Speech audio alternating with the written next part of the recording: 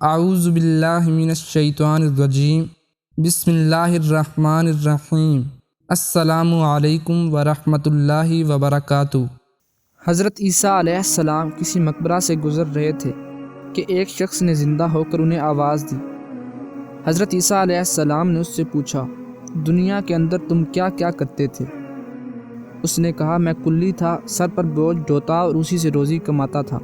ایک دن کسی آدمی کی لکڑی میں نے اپنے سر پر لاد رکھی تھی، غلطی سے اس میں سے ایک تنکا نکال کر میں نے اپنے دانتوں کا خلال کر لیا تھا۔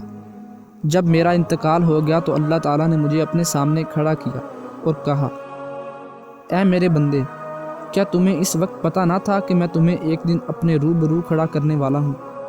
جب فلاں شخص نے اپنے مال سے لکڑی خریدی اور تمہیں گھر تک پہنچانے کی اجرت ادا کر دی تھی، پھر تم نے اس میں سے ایک تنکا کیوں نکال لیا تھا جو کہ تمہاری ملکیت نہ تھا؟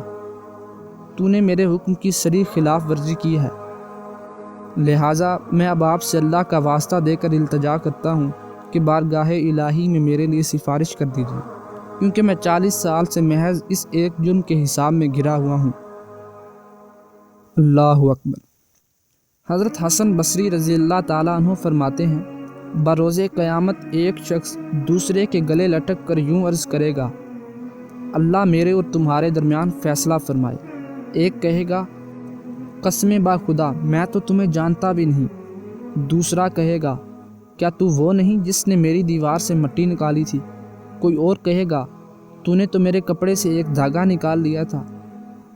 تو یہ اور اس طرح کی بہت سی ایسی مثالیں جنہیں سن کر اور پڑھ کر خوف خدا رکھنے والوں کے دل ٹکڑے ٹکڑے ہو جاتے ہیں۔ دعا ہے اللہ تعالیٰ ہمیں اپنے فضل و کرم کے سائے میں رکھے اور کسی کا حق مارنے اور حرام سے محفوظ رکھے۔ آمین۔